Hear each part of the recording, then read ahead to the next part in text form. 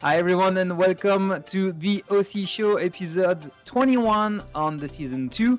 And I'm Truthman from OverClocking-TV, and for this show, that's the 21 as I said, we will all talk with a French accent, and well, that's not gonna be hard to do, especially with the guest that we have tonight. The French connection have hijacked the guest and production crew, so here we go. In this show, we will talk about the MSI Z170A Gaming Titanium Edition with Pepino, the XPOWER one. And we're gonna also talk about the HyperX OC Takeover Season 3 with Marmot GB that is with us today. And of course, all the latest drama in the competitions. We have, for our first guest tonight, as I said, we have a massive takeover by former French overclocker. The first one is Marmot, or GB, Jean-Baptiste, so welcome to the show. And that's your first time in the OC show. You are from HyperX, so we'll be talking with us about the competitions. You used to be very active in the front of the scene since 2007, and before that you were in France, then you started working for Kingston, and then you moved away in different countries. Now you're more active behind the scene, especially at HyperX, and you're part of the team that organized the HyperX OC Takeover, the H.OT. So how do you feel for this first time on the show? Feel good. I mean, yeah. Overclocking is clearly not my main task, but yeah, I'm happy I could bring that to HyperX. It's nice to finally organize a few events. So yeah. Yeah, to be on the other side of the competition, more in the organization rather than a contestant. Mm-hmm. The second guest is although a former French overclocker that is with us, Pepino. Some of you guys already saw him at some live competition in the past, such as the MSI Master Overclocking Arena, and some of the live overclocking demo that you might have seen. And you also saw him for the first time in the live show in the episode, I think that was episode 9 of this season, the season 2. Now he's working at MSI at the headquarters. He's helping on the overclocking product and the marketing for these products. And you're although like participating more and more behind the scene, helping some of the overclockers to get the hardware that they have to. And of course, you are gonna be talking with us about the Z170A XPOWER Gaming Titanium editions. That's a long name. Pepino, how do you feel today? Tired, but I'm okay. I'm glad to be in the show again. Even if it's Monday morning for you? Yeah. Neo, I'm sorry, I don't think you got the memo, but the show will only be with a French accent. So do you think you can do it? I'll keep my accent, it's fine. What? You didn't got the memo? As you guys viewer might know, Neo is with us on the OC show as the editorial guest, basically because he's the editor-in-chief of the complete overclocking magazine called The Overclocker. So it's a pleasure to have him with us today. And of course, another French guy, Timothée Xiala, that's gonna be managing the click on the show and making sure that everything is fine for all that. Don't forget, guys, if you have any questions watching this, you can always ask that on the live chat. I think that Timothée will try to see if he can do all the click and answer all the questions. I have the chat on the side. It seems Twitch still has their issue with the chat where it disconnects. So I try to refresh as much as I can. So let's start by the first thing that you liked this week. Pepino, did you like something in the past few weeks that you wanted to discuss on the show? Yeah, I think all the late World Wars that have been done, like 8-Back, Dancop, Strategos Sans, Slave, there was a lot of activity and a lot of refresh on the World Wars, so I think that was really nice. Well, as I said before the show started, I was like, hey, 8-Pack, it's been like few months you haven't posted anything, and then you post like a few massive score. So yeah, that's 4 World War and some global scores as well. Yeah, it's been a while he wasn't really active. Like the whole summer, I think we didn't hear anything about him. It was good to see him back. Like he's still benching and alive and at the top of his shape. He probably has been pretty busy beanie. Yeah, maybe, yeah. Trying to find the best Skylake chip. Maybe he's benching a lot, but just post the best score. Who knows? Jean-Baptiste, what would be your special speak of the past few weeks? I kind of ruined my weekend on the latest CS:GO major. I kind of watched. I'm not gonna say how many hours of CS:GO, but Too much. I liked it. Too much since I think Thursday. So that was pretty cool to see. A lot of big plays and a lot of big teams falling in quarterfinal and semi-finals. So that was really good, and the French team was, the new winner of the major. So it was pretty good. So you were actually rooting for the French team? Yeah, for NVS, yeah. Former Well, LDLC kind of mixed, yeah. Well, yes, you had a lot of player change in the past years, so Yeah. that might be although the reason why they didn't manage to be on the top. Neo, what would be your technology news or pick that you wanted to discuss? Probably just a silent competition between Galaxy and EVGA. So you see, who's this? Vincent will put up something, and then Mad will put up something else, like a little bit higher, and then Vincent puts up something. So just watching that. Yeah, it's true. much Like, it. over the past 2 weeks already, Yeah, or even just more been- than that. Yeah. Going back and forth was the thing. So everybody's saying, "Oh, our card is the best. Their card is the best." Whatever. Yeah, and every few days you have oh, my card is the best, and then you just wait 48 hours and then someone else. Yeah, there's another score, right? So that's pretty much it. Well, that's part of the game. Xiala, what would be yours? I watched the World's Finals this weekend. So that would be mine, I guess. So the League of Legends finals that were in Germany, in Berlin. So that was actually pretty cool. The games were interesting. Maybe a bit of a deception on the last game, which seems to be a little bit too easy for SKT, but I guess they were really strong anyway. So that was a cool finals. Yeah. I did only watch the second game of the final, and then I watched again. I tuned again after I had to do something here, and I was like, oh, so SKT won. Yeah, well, good. Yeah, well, they gave us. There was a little bit of hope if you were supporting the Coup Tigers on the third round. They pretty much won also too easily, so they didn't really have much resistance from the SK team on that one. So I guess, I don't know, maybe the SK guys were like, okay, we can give them a game, something. It seemed a little bit like that. I don't think it was like this, but it seemed like this. So yeah, but you never know. Well, that's it. On my side, I had actually two. The biggest news of the week for me is a troll that was Extreme Addict that found his sexy potato Halloween costume that he did post on his Facebook. That was a word joke about a private joke that the CPUs are potatoes and so on. And the real news is actually Twitch install Arch Linux that is still going on right now it's still going on. Twitch. They haven't made And much it's progress. It's Much hilarious progress. for you guys that installed Linux in the past. It's retarded. It's like 2,000 people trying to install the same operating system. They managed to install it quite efficiently, but every time there is some, let's say, some trolling teams, and they try to install botnets or they try to wipe out the disk or stuff like this. So I was watching that like 20 minutes ago again. And they wiped the disk again, so they had to reinstall for I think that was the 10 or 15 time since they started yesterday evening. Yeah. So that's actually fun to watch too. That's completely geeky, but that's fun to watch. Well, that's it for the likes and dislikes. Timothée, what is going on with the competition on OC-Esports? So a lot has been going on actually. If you think about it. So basically there has been the Rookie Rumble number 24, which has started last week. So 95 participants in this one. Sergey R from Ukraine in the lead on that one, followed by our dear friend Optimizing.1 and Anna Pinchot.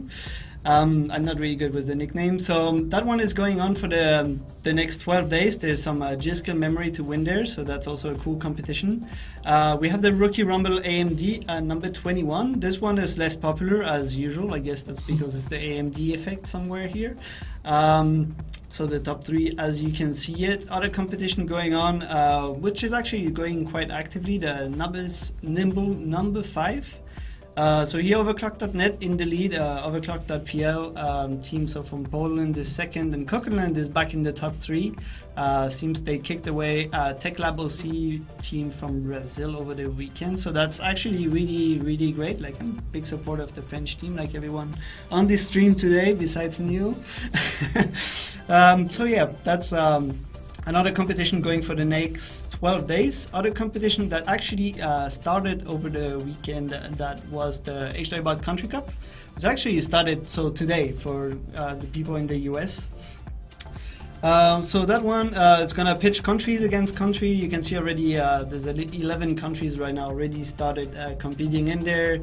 I think the competition wallpaper has been added like this morning or something like that, so people can start really submitting true scores to it.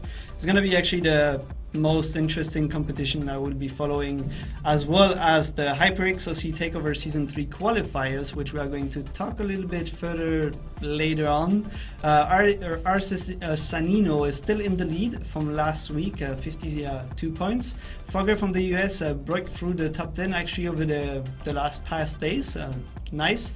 Ranked second with 43 points, and Splave also in the top 3 with 41 points. So for this one, we'll explain later on, there's 2 overclockers per regions that will be qualifying. So that's going to be a very, very nice competition to follow. Well, thank you, Timothée, for all these details on the competitions. I think we can now switch to one of the main topic of tonight, and that's talking about the MSI 170A Gaming Titanium Edition. So Pepino, you are half retired overclocker. You're now working for MSI Motherboard Marketing. And for the people that want to know more what you're doing and how you end up in MSI and stuff like this, you can go watch the replay of the OC Show Live QA episode 9 of season 2. It's on our YouTube channel, youtube.com/overclocking-TV, and that's where we actually did had a talk with Pepino, like explaining how he ended up there and what he's doing and what his day looked like and so on. Pepino, we have the board in the studio with us. Can you describe, before we go too much in deep of the details, can you describe the board from an overclocker's point of view? So basically that's the new revision of our previous XPOWER. So we changed the color for silver PCB. We had new features on the board, like the OC dashboard. It was a request from overclockers actually after X99, because you know that the buttons, it's like, it depends how you set up your platform when you're benching, but some overclockers didn't like on the previous Empower, it was below the last PCIe slot. Some overclockers prefer this to have them near the memory slot, but then when you're benching memory on code, the button freeze and they're not usable anymore. So we made a little PCB that you can detach from the board and connect with a cable, so that the buttons don't freeze and you can use them all the time. We also have the steel armor to strengthen the PCIe slots. That's I'm not sure that the overclockers will use that. It's more for gamers, but then you can still bench VGA without any problem. Like even on cold, that doesn't there's no shortcut or anything. Besides that, like, yeah, pretty much the feature we have is pretty much the same than before. We have digital PWM, big heatsink, stuff like that. Like it's pretty much the same board than we had before. We just have new chokes which are better than the previous one, which support more amps. USB port nearby the ATX connector, so you can plug your USB key without having to go behind the board. We have the new gimbals that's more for gamers, like you saw the red knob. The red knob with 11 position to clock up to 5 GHz. That's more for gamers. I don't think overclockers will use that really much. We still have the extreme design for the socket, so the socket area is totally free of almost free of components for better, easier installation. Yeah, I think the board is really nice for overclockers, and a lot of them already use it and are happy with it. Well, thank you for the presentation. As we're gonna be going into a bit deeper in in some of the features that you described, I want to talk more about like the engineering process for this board especially. So the XPOWER, as we saw, is actually there's a lot of features going on in this board. How do you choose and decide what is the final features that get on the final product on the R&D side? So first, we discuss a lot with overclockers. We get a lot of feedback from them. We work close with some of them in the development process, and yeah, we try some. So we tried. We made a lot of try before, even with memory vendors. Actually, we tried to implement some feature in the early revisions, test it, see if it's working or not. Like you see the DDR4 boost stuff, so it's the isolation of the memory circuit signal. So that's something we tried for a while, and we saw some improvements. So we implement it in the final board. The silver PCB is also something we worked hard on it, because that was not easy to find a vendor that could make a good PCB and a silver one at the same time. Like we had to try many PCB to find the right PCB vendor. Yeah, I have to say I really like it actually. Yeah, that's something that is really cool. I think that everyone noticed when the board came out, the color of the PCB, and even the printing over here where you see the around the socket, you know, where you have the little lanes drawn on it. That's actually also really cool. I mean, it's printed on the PCB. It doesn't serve anything, but you know, it's still quite a cool design addition that I really like.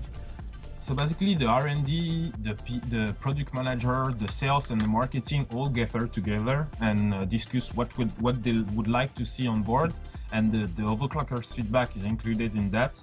And yeah, the silver PCB is like I said, like in the early development phase, I saw tons of PCB, maybe 10 different board revision in our office. When I was going to R&D, like there was 10 different boards, and when I was asking like what's going on, like there was different PCBs vendor, and they were trying what's the best for overclocking, because there was like pretty huge difference between PCB vendors. That's good to know that even the PCB can influence a lot. Now we know that some of the like the architecture of the PCB can influence, but the vendors can influence too. That's a good thing. For everyone that joined us from Twitch from the front page, welcome. This is the OC Show Season 2 Episode 21, and we are talking about the latest hardware, the computer hardware that you can buy. Today we have Pepino from MSI, and we also have Jean-Baptiste from HyperX. We're going to be talking about the latest Z170 motherboard, as well as the HyperX OC Takeover competitions. To continue on the MSI Z170A XPOWER Gaming Titanium editions, I don't want to talk about the name, to be honest, but how long does it take to make this specific board? As you say, you did test a lot of PCBs and a lot of features. How long does it take to produce it? So actually, I think it was about almost 1 year. Almost 1 year when they started to develop the board. It was almost 1 year, yeah. From the beginning of the drawings, the discussions, and the final product, yeah, almost 1 year. And that was a completely new platform. DDR4 was new on mainstream. You had like the X99 before to get some tryouts. The chipset was new. Everything was pretty much like new in this segment of the market. Yeah, exactly. We already had a lot of good experience with the DDR4 on the X99 platform. Our X99A XPOWER was a pretty good board. So yeah, the chipset is new, but you always got tons of information from Intel to develop the boards. So that was not the major issue to overcome. The thing with that platform is that all CPUs are pretty much different and require different amount of volts to be maxed out. So that was maybe the major struggle to find the right design to be able to overclock CPUs to the max. Well, that's some good information. Talking about X99, with as well E on X99, there was a lot of discussion about like a special overclocking socket, and MSI on this one on the argument that you have, you're announcing the extreme socket design. Do you is it similar or is it just for everything that is outside of this? It's outside. We already added before. If you look the previous product page, we already added before. It's the area around the socket, which is totally like we don't use round capacitors. There is only 2 on this one, so we only use 2 round capacitors, and the other ones are the flat ones. So it's very easy to insulate the board. Actually. Yeah, I have insulation here. It's really easy to insulate the board, like to make a template for arm of legs. Like it's just a square stuff, so you don't have components going around the board. Just two round capacitors, and you're done. So that's something we do for a while already, and the overclockers. That was a request from overclockers during the feedback they gave us. From previous MOA and stuff, like having a free area on the socket to be able to insulate easier. Well, that's something I remember that during the MOA, like Q&A and so on, that was something that was always requested. Like, hey, be sure that it's easy to insulate so we can go much faster. There were some features that were used on previous XPOWER board. What is new with this special board compared to the other one? So the DDR4 boost is the thing we implement on this board only on the new Z170. We have it on a lot of boards. Besides that, yeah, the features are pretty much the same. We have now the BIOS flashback, so we can also flash the board without any components. Just plug the PSU and you can flash the motherboard. And the chip that we use to do that is an in-house chip, and you can also now overclock with the key of the keyboard. It's hardware, it's not software. You don't need to install anything. There is a switch on the board just below the PCI slots. There is the hotkey switch, the last PCI slot. So this switch, when it's enabled with a combination of key, it's control and backspace, you can activate the hotkey. So there is a LED just behind the clear CMOS, in between the clear CMOS and the chokes. You have a LED that will turn blue when you enable it, and then you can, with the combination of keys, you can power on, power off, increase base clock, decrease base clock, update BIOS, discharge battery, reset computer, and decrease CPU ratio, increase CPU ratio, and toggle slow mode. So that's basically everything you can have on the OC dashboard, but directly from the keyboard. Yeah, exactly. Yeah, and it's hardware, so that's the good thing. It's not software. You don't need to install anything, and that works every time. That's cool. Well, if you can boot the computer, that needs to be hardware because the software will not be running anyway. Yeah. There were some other features that called the OC Engine 2. Is that just an improvement from the first one? And how does it work with Skylake? It's just a new PLL clock generator. So we have a new IC. So that's why it's the OC Engine 2. So it's just that we have a higher range. The chip has less power consumption. So theoretically, it could help when you're on the edge of overclocking. But yeah, the thing is, we already had, like you said, we already had this in the past. It's just a new chip we use now. For all the people that join us from the live from the front page of Twitch, can you just explain what this thing is doing in a one sentence? So the external clock generator is what controls the base clock, basically.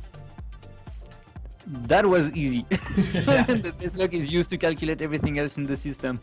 As the reference clock of the computer. The XPOWER series have like all digital power phase and so on, and we are not used. They are not like they have some name like the Titanium special one. Are they used only on this special board, or they are just a marketing name, and that's the same on all the boards at MSI? The Titanium, actually the Titanium edition is not because of the chokes, is because of the PCB. But yeah, the TI chokes we use is better than the previous SFC, so the specs are better than the previous one. I don't have the numbers here, but yeah, the specs of the chokes, I saw it before. They support more amps, and all the specs like thermal specs and so on are better than the previous one we used before the SFC we had on the previous boards. So is that only on the Titanium, or you have that on some other MSI SKU? So we have three product line now: Arsenal Gaming, Performance Gaming, and Enthusiast Gaming. The XPOWER is part of Enthusiast Gaming, and all the enthusiasts use TI chokes. Okay, well that's gonna be easy to find out on which series they are then. You also have the special OC PCB and over voltage protections, so that's definitely targeting the overclockers crowd. What does that really mean for the overclockers? So the OVP is when some components, when something goes wrong with external overclocking, it can be often the case. It protects your CPU from dying. Not in every case, because technically, if you burn some of the MOSFET, if you burn the wrong one, nothing can serve your CPU. But the OC PCB is just the 8-layer PCB. That's what we discussed before. We tested a lot of different PCB vendor and a lot of different PCB, and 8-layer is improving memory overclocking and CPU overclocking, especially memory overclocking a lot. You can see from 4-layer to 6-layer to 8-layer a big difference in memory overclocking. Is that because it reduced the like the noise, the frequency noise and so on? Yeah, I think because the signal is better. Yeah. And although that you did separate like the memory lanes and so on the PCB, so we have less less interference. Yeah, it's the same than the audio boost. So the illuminated line, you have the red line for the audio that separates the audio components from the rest of the board for electromagnetic interference. We have now the same for the memory. So we saw an improvement in memory overclocking, and we did implement it on the final board. Well, and that's actually, good. It's not only for that board. Sorry, it's not only for that board. Many other models also have it. Not only, actually, I think all our new product line have it. Well, that's good, and I guess that you're gonna keep that as a differentiation in the next few boards. The OC dashboard, I remember the first one on the first XPOWER, that was the Big Bang. That was the remote one with the small LCD. I think you remember that one too. Yeah. What is special about this one except that it's not on the board anymore? So it was outside. It was an external device. Then it was on the board, and then now it's external again. Yeah, it's just a request from overclocker, from extreme overclocker again. After Computex, and even before, I think, but after Computex especially, we did a lot of overclocking and a lot of global scores in Computex. And yeah, so the overclockers we invited, like, say to you, like, when you put the memory on cold, the buttons, like, it's really hard to use them. Actually, with the cold, they get harder to push. It's harder to push them, and so some of them start to not work. Like slow mode was not working anymore because of a long session on cold. Like Vivi was on the G-Skill stage, and like he ran like all day with memory on cold, and in some case, like the buttons will freeze and some of them will stop working. So we just had this idea to just like make it separated from the board, so you can now like use it, still use it when the memory is on cold. It's no problem anymore. Well, that's good. And there's still some other stuff that's gonna stay on the board. I guess that's gonna stay like this, like the V-check points and all that stuff will stay on the board for reliability, I guess. Yeah. Actually, it's just like if you look before the X99 XPOWER, it's exact same buttons we have, but on a PCB, on an external PCB. Yeah. Do you plan on continuing in that one. I don't know, like maybe you don't know yet what's gonna be with the future revision or SKU, but you're gonna keep the dashboard as a remote rather than directly on the board. I'm actually not sure at all, because I'm not yet involved in the development of a new board, so I'm not sure we even started, so I cannot answer this one. Okay, sure, no problem, man. Let's talk back about the Z170. As I said, that was a new architecture. There were major change and so on. What was the biggest challenge when you did develop that board? Look, like I said, like all the CPU, there is the auxiliary voltage like CPU standby, the CPU ST, the PLLOC we have on the board, and all CPU requires different level of voltage, and that was, I think, the major struggle for developing the board and having the right settings. Even me at the beginning, like we tested some CPU, maybe 30 CPUs, CPUs with overclockers just right after launch, and we struggled to pass 6 GHz on all those CPUs. And I came back to HQ after, and I was like, that's not possible. There is something going wrong. So I tested again all the CPU again, and I could do 6.3, even 6.4 lately on one of them. So like that was on Cinebench. So that was just about finding the right combination of voltage and having the right limits for them, like to be the ability to push them further, because some of the voltage were limited. So I asked R&D many times, like, can you give me more? Can you give me more? I need a new BIOS with more voltage. And yeah, that was like pretty much the struggle with that generation, and also the fact that you need to delete every CPU for overclocking, otherwise they will pretty much max out at the same frequency. Like when I tested first, all my CPU could only do 5.6, 5.7, 5.6, 5.7. Like I was like, that's not possible. All CPU are the same. What's this generation? And after like we learned that we need to delete them, and that was like the major key to be able to reach higher frequencies. And there's the stuff with the thermal paste also, that the thermal paste cracks and so on. So that platform, like for CPU, is really hard. That's actually changing a bit the game, you know. Before that we didn't have to do it, now we have to do it. In the past there was no AHS, we didn't have to pop it out. So that's I guess that's some change in the game anyway. Yeah, but sometimes like I think like sometimes it's for overclockers it's not so nice, and it's kind of hard for them, because like even a bad mounting, like re-initiation, like if you don't mount the IHS back and the thermal paste the right way, you can just have like a very big lose in clocks, which we didn't have before. So that's a big struggle, I think. You have to be a lot more precise indeed, especially when you put it back. It's kind of hard to get it right. Have to find the right combination for the thermal paste, having to find some tricks to be able to bench longer without cracking.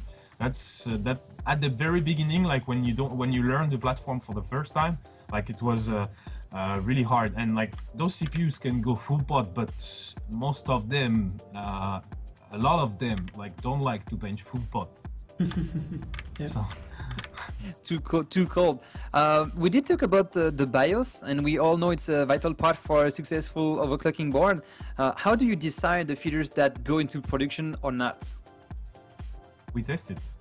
We same again, like we work close with overclockers, and they help us to test even in the development phase. They help us to test BIOS, to test features. They make feedbacks, and actually every new BIOS they will do the same. Some of them will do the same. They will give us feedback, and we will try to improve in the next one. Recently, there was a reviewer from Romania, Bruno. He told me that you could not adjust the TIFO timing below 16. I've been testing a new BIOS for a while, and in the next revision you can do it. I actually have a BIOS you can already do it, but the next retail BIOS you can also do it. Well, that's actually the one I want to talk about, like the special OC BIOS. That's the one you released in your OC guide. So that's basically a pre-production BIOS that you release with all the new stuff that are there, but it's not officially certified by MSI and so on. So the test BIOS are actually based on mass production BIOS. So there shouldn't be no issue with it. But what's in this generation, what we do with the test BIOS is that we implement some stuff we want overclockers to try and give us feedback. On the one I posted, the difference is that the voltage limit is much higher than the one you find in the mass production BIOS. I think for the PLLOC you can only go to 2 volts on the mass production BIOS, but you can go to 2.77 on the OC BIOS, and all other, yeah.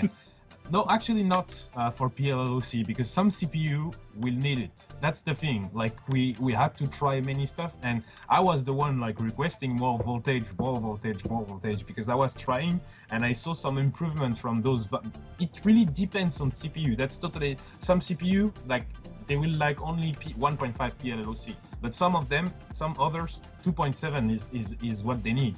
Like it's totally crazy the huge difference you have between CPU. And again, like ES CPUs are also totally different from retail. Like my CPU, the one I used for the guide, so 6.3 Cinebench, it didn't need any CPU ST. But then on the retail CPU, most of them have a wall, and if you want to leave the wall, you need a CPU to push CPU ST. That really depends of CPU. And again, like lately, I had the CPU ES1, and you also need the CPU ST. 6.3 Cinebench was fine, but then 6.4 ratio apply in OS will crash instantly. Like you just apply it and it crash, and then you push CPU ST and it can run Cinebench at 6.4. Like well, that's always a lot of stuff that you have to test before you make it to the retail. Maybe that will change with the revision of the CPUs. We don't know yet, as it's already quite different. Neo, I have a question for you. You have reviewed some of the MSI board lately. Did you review that one? No, not this one. Did you had any feedback on the features that we discussed before, like the DDR4 boost and so that? The last MSI board I reviewed was very early on. It was a gaming motherboard, so it wasn't even an overclocking one. So I couldn't actually give you feedback on this one at all. So well, it's okay. I still have the question, so fine on my side. There was a question on the chat. I didn't want to ask it during this show for you, Pepino, but someone asked it on the chat. So that's Obscure Paradox. OverClocking-TV, please ask Pepe when MOA is coming back. You have the right to answer. No comments? No idea. And anyway, if it's like I said in the last show, if it's coming back, it will not come back in the same way it was before. So we are discussing right now. At the moment, we are discussing actually with HWBot, but I cannot say anything yet. Nothing has been validated, and I don't know yet. So I want to have it back for sure, like I said in the last show, but I'm not sure yet if it will come back. And for sure, if it comes back, it will not be the same. Well, wait and see then. Yeah. Well, thank you, Pepino, for your for the details of this main board from MSI. Guys, if you just tuned in on the Twitch channel, you can always rewatch this show after on our YouTube channel. And it's time now for our topic number 4 of this show, and that's going to be talking about the HyperX OC Takeover. So we know that the HyperX OC Takeover is back for a 3rd season, so that's going to be the 3rd time. We have Marmotte, although known as Jean-Baptiste in the real life, that is with us to talk about this competition and give us more details. He's a fellow overclockers. He's although a former French guy, because on all the French guy here, I'm still French. Still on my passport. We're not living in France anymore. Like we are both like all of us, right? Living in France. Who's still in France? And you are now working for HyperX. And you are, of course, part of the organization for the H.OT, the HyperX OC Takeover.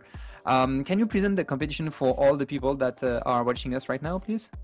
So it's similar to the past 2 years, right? The goal is to do online qualifier targeted to 4 regions, so North America, Latin America, Europe, EMEA, and then Asia. So Asia is a very broad term, but it's the APAC region. So pretty much we're looking to bring 10 overclockers this year total to our HQ. So that's we're doing qualifier for nine people on HW boat, and then we bring back the winner from last year or the winner from the last two editions. Well, it happened to be the same guy. Yes. So yeah, that's pretty much what it is. And then the live competition, we, as in any live competition, we provide hardware, the same for everyone. We try to make it as fair as possible between every guys, and then they can compete for the $15,000 cash prize. Well, that's the goal of the overclocking competition, making sure that everyone can win. How's the season 3 of the H.OT is different from the previous season? Is that exactly the same one and a new reason, or there's some change going on? No, I think last year we did 4 qualifiers for roughly the same amount of people per region, but it was 4 separate qualifiers, and this year we run out of time, so we're just doing one big one for everyone. Something new as well is I didn't know what to do with the 9th spot we were opening for the live event, so we decided to kind of raffle it for everyone that's made it to the top 20 and it's not going to the final yet. So it's kind of a one spot for 11 people. That's pretty, yeah, that should be pretty interesting. Well, the qualification process is always very important. How do you decide on the rules, the benchmark, the time frame, stuff like this? So time frame, it's a bit freestyle. It's kind of,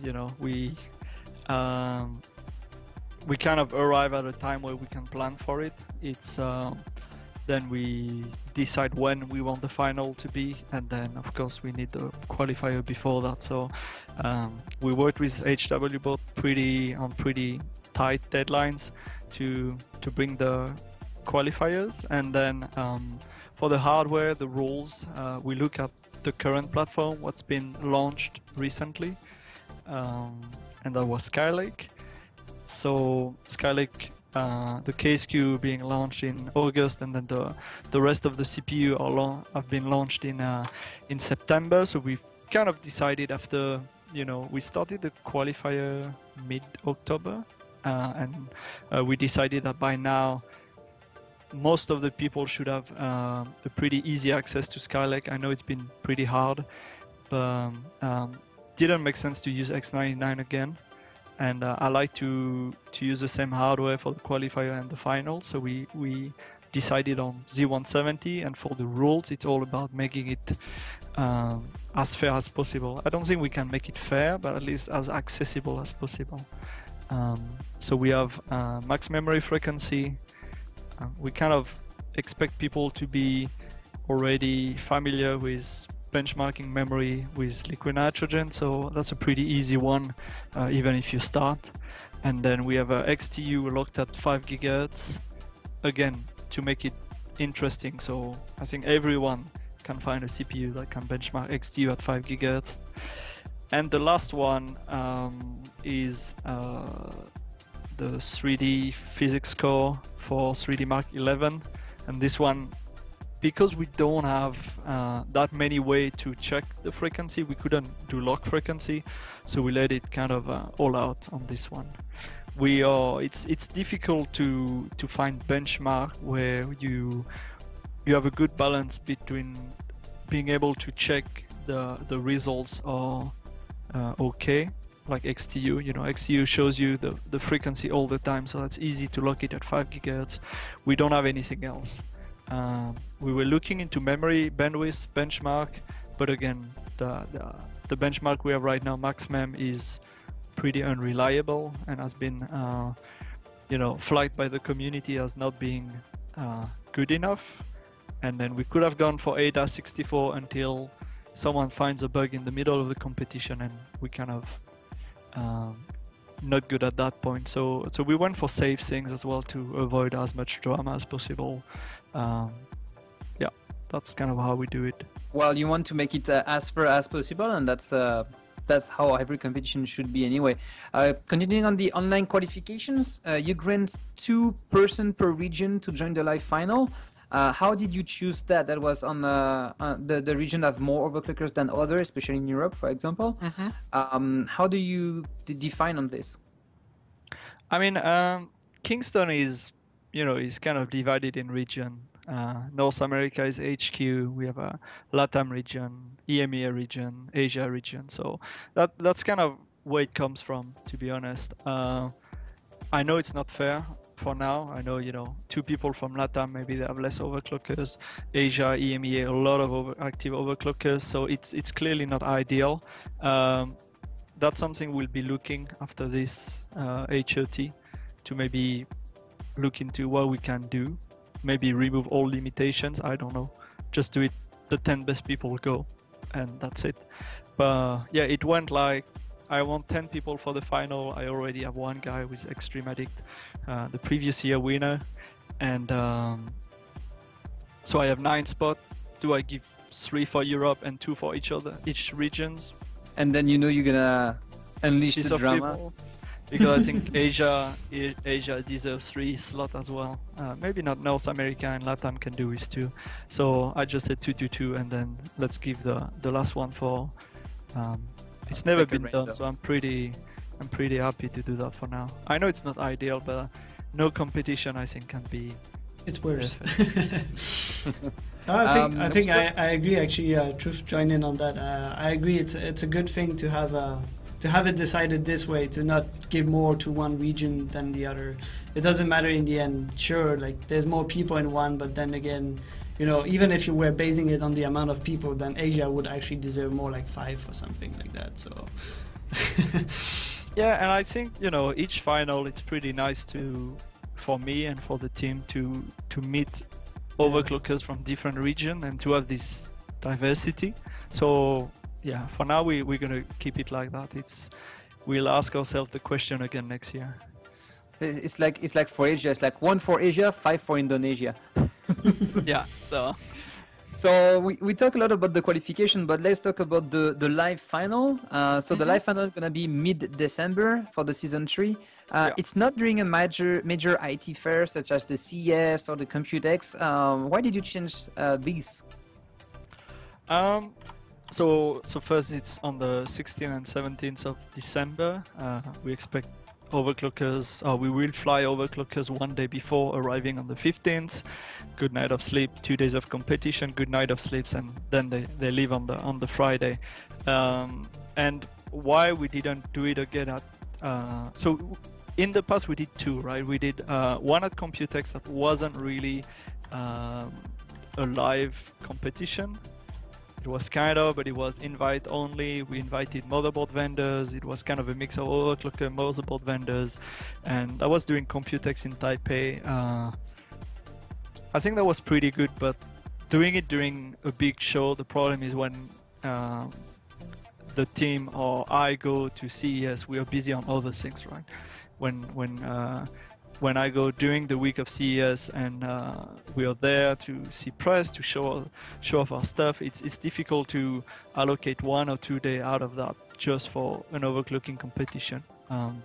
So the past year we did it in Las Vegas during the week of CES, and I don't know if you try to book a hotel during the week of CES, but yes, trust me, it's a challenge. So when you need to book 12 rooms or whatever in the same one, hopefully, or it becomes really a big nightmare. We don't have time to really hang out with the overclockers or take care of them. It's kind of show up at 8 or 9 here, and then after the competition, see ya tomorrow, and then so by doing it at our HQ, we first I think for overclockers it's going to be more relaxing. More days they can I think we're gonna have more prep time as well. I can do the competition on 2 days if I want to. We can discuss about that, but and then we do it at home, right? It's on our in-house, so I know where to get during the week, not during a big show. Everyone is more relaxed and the cost is actually more controlled. I think cost is, at the end of the day, at least for HyperX, it's it's secondary. I mean, it wasn't to reduce cost that we did it like that. It was easier just for us. I think the ease of doing this event was the main factor, because the last 2 times we did it at CES, it's extremely stressful, and it's a lot of it's 12-hour days and stuff like that. So really, it was this year. We don't want to make it tough on us, so let's do it in-house. And I have more people as well, right? I have colleagues, I can ask them for help. We have a nice gaming room, 10 people gaming room. We'll remove the PCs. We have everything we need there. I have a local supplier for liquid nitrogen. I don't have to fight with the fire marshal of Caesar Palace to allow them to put the liquid nitrogen in the room. No, I mean, it's all these kind of details that makes it worse. And better to do it out of HQ. That the main concern was the organization rather than the cost. And talking about cash, there's the 15,000 USD as the prize pool. Do we know exactly how that will be split in the competitors? I think, okay, if I'm not wrong, it's 7,000, 5,000, 3,000. That's what we did the last year, and I feel it's a good balance. It's very top heavy, but But actually, how do you decide on the total amount, and how are you gonna split that? Is that by vote inside the company, or? No, it's I talked to my wife. I did decide that will be it.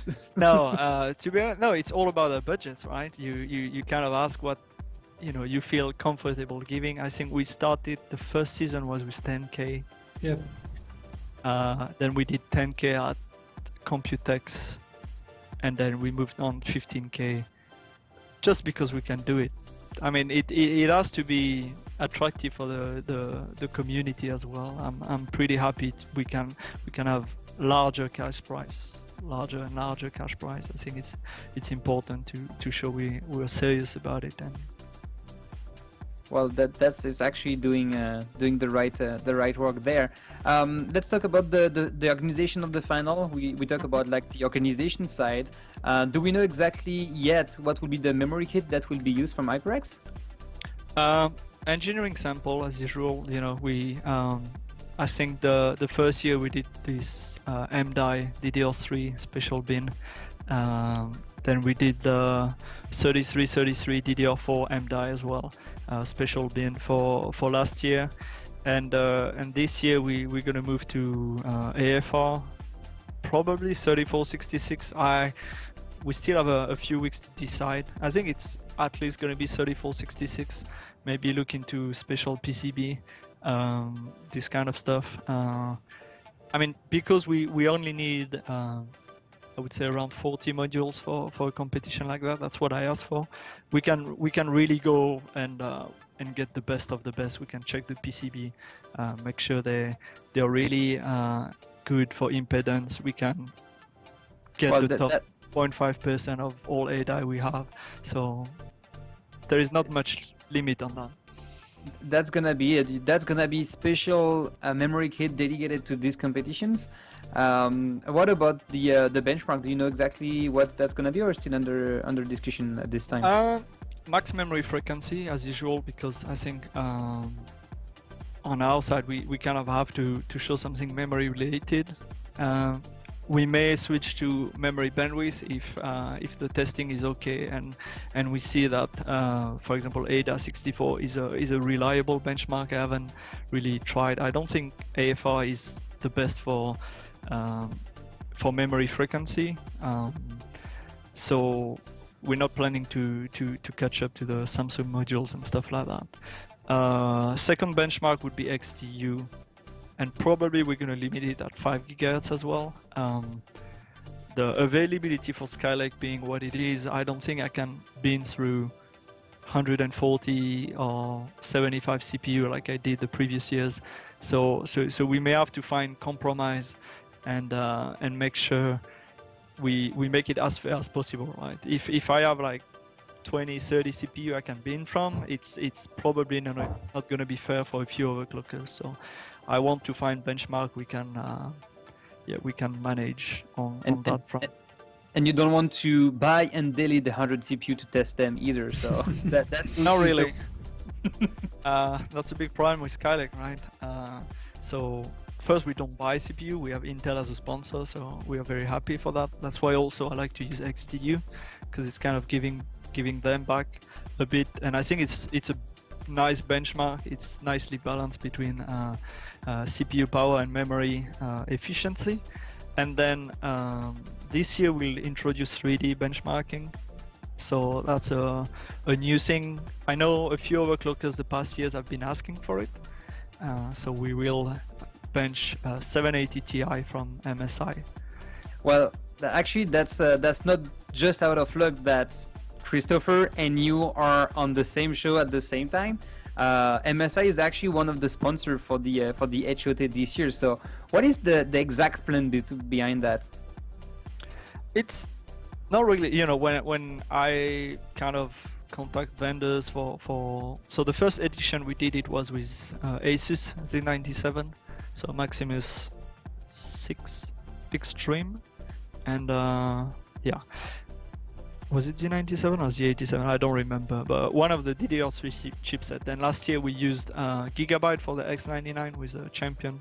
So at Kingston or HyperX we work with all vendors, so I think it's only fair we kind of go through the whole panel of vendors there. And I think the MSI Motherboard is great this year. They did some great job on Z170, so no reason for us to not go with them. And I wanted 3D benchmarking. So that's the point. So you already decided for the hardware that will be used in the final competition then? Yes. So that's, we know already. What that's gonna be like? I guess that's gonna be the 170A Titanium edition we just speak about. It will. Yeah, it will be. Cooler Master will provide power supplies and so our memory, and then MSI will also provide the 780 Ti they use for the special design they use for MOA, which is good for extreme overclocking. And I think that's pretty much it. Oh no, Thermal Grizzly will provide the thermal paste. So very happy with that as well. Again, it's about kind of looking at what's going on in the overclocking and in overclocking and pick the best thing we can for the event. Well, so we already know the complete hardware that's going to be used and the complete benchmark. That's almost all the benchmark that will be used at the final. So that's good on that. Pepino, question for you then. So HyperX was one of the brand holding the final, but then you actually jump into it. So why did you wanted to work although with HyperX on doing this? Oh, it's simple. Just because I wanted to go in vacation in the USA. So. It's gonna still be sunny by then, yeah. No. Actually, yeah, Kingston is a good partner, and that's a good opportunity for us to show that MSI improved a lot on memory side. Like he said, since 699, I think we did a lot of improvement on memory. It has been gradually improving from a while, actually. When I first entered MSI, Z87 was already better than Z77. The Z97 was even better. X99 was really great, and now the Z170 is on par with others. And actually, on 4DIMM, we even have the highest QVL for the moment on the memory. We are at 3866 4DIMMs, while others are 3733. So we improved a lot on the memory, and we want to show to overclockers that MSI has changed, and we are now on CPU. I think everyone knows that we never had any issues, and the major struggle was memory compatibility always. And if you see now the rhythm at which the BIOS are updated, we now have a team working on the memory. If you go to the website of MSI now, for each new motherboard, we have two QVL lists. One is the normal memory support list, and the other one is the OC memory support list, and it's growing very fast. Top PC and his team, so our in-house overclocker working for R&D, Top PC is working really hard with his team, and almost non-stop to improve memory and to test new memory kits. So yeah, for us it was a good opportunity. That's what I wanted. Like when JB came to me, for me, I talked to my manager and said, let's do this, because yeah, that's the thing we can go in, jump in, and show to the community that MSI is now very good, as good as others on the memory, and that there is no major issue. And like I said, the BIOS rate, I cannot even follow it. Like sometimes I'm looking at it and I'm like, oh fuck, there is a new BIOS, I need to update again. Like that's that's crazy. Well, like there is new BIOS all the time, and not only for XPOWER but also for M9, M7, M5, and so on. So they test a lot of kits and find some improvements. Like I said before, like the Tifo recently, I talked to Top PC, and he's great because he's also listening. So I just ask him, or go down to the, I'm 6th floor marketing, so I go down to the 3rd floor to R&D, go to Top PC, I need this, and he's doing it like right away. He's go out, go check BIOS team and doing it right away. So it's great to work with him. And yeah, for the 3D stage, it was a bit of a struggle. So that's why, like, I know some overclockers would ask, why not 980 Ti? So that's because I don't have a big budget. So maybe I reserve those cards for something else. I don't know. Wink, wink. Yeah, wink. So yeah, 780 Ti, we had a lot of stock. Not a lot, but we had enough stock for this competition. And the good news is that maybe, I don't know if I can say it, but the overclockers might keep them. So yeah, that's something I wanted to do. So with JB, he asked me for a 3D stage. We had weeks of discussion internally, and finally find an agreement on the 780 Ti MOA edition. So yeah, that's for us, that's great opportunity, and we like to work with our partners, and Kingston is a great partner for us. So. Well, that's a good thing to have. I actually don't mind the 780 Ti because you don't try to compete on the highest score, but you really do a competition where the overclockers are competing against each other. One last question before I switch to Neo for you, GB. So HyperX is one of the few brands holding the live final. What is the main driver on HyperX side to renew the experience on the ROI or feedback?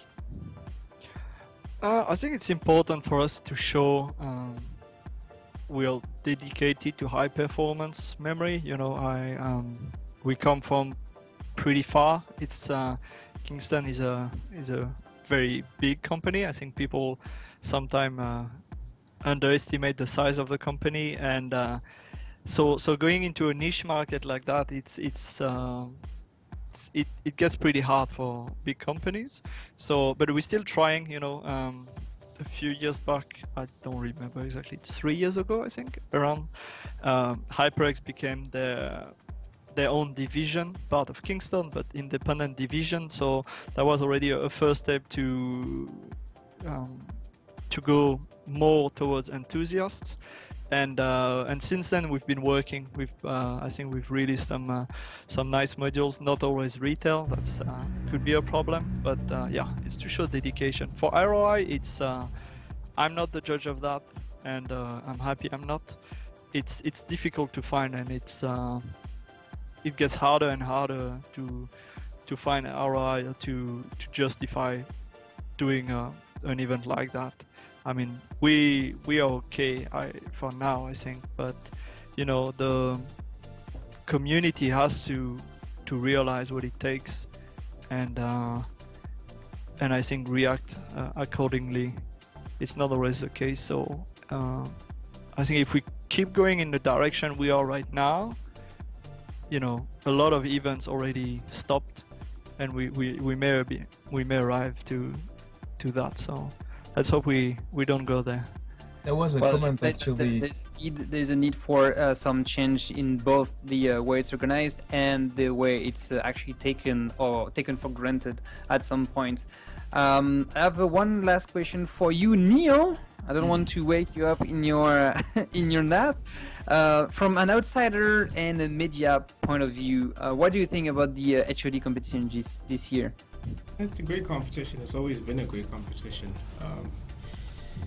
Yeah, like JB said, you know, it works. You know, it's still worth it for them. It's still worth it for overclockers to take part. But I do feel it needs some new blood. Almost all the competitions since I've been coming to live competitions, which is since 2008, I've seen the same people. It's the same people. It's the same guys, right? I know all the guys. You guys know each other.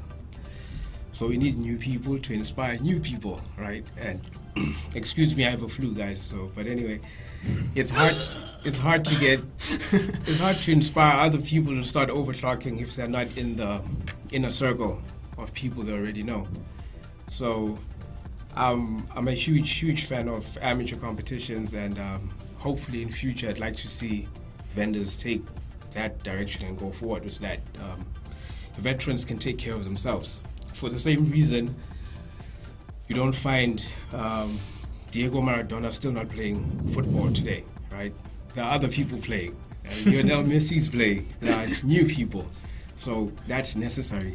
Yeah, they don't retire and come back. Exactly. For something to grow, it needs new blood. And the structure as it is now is very preventative of that. So it makes it very difficult to get people interested. Well, I guess we could do a complete show just talking about the state of overclocking and the competition as it is. But that's already the end of this show. So I have one question actually before you wrap up, Truth.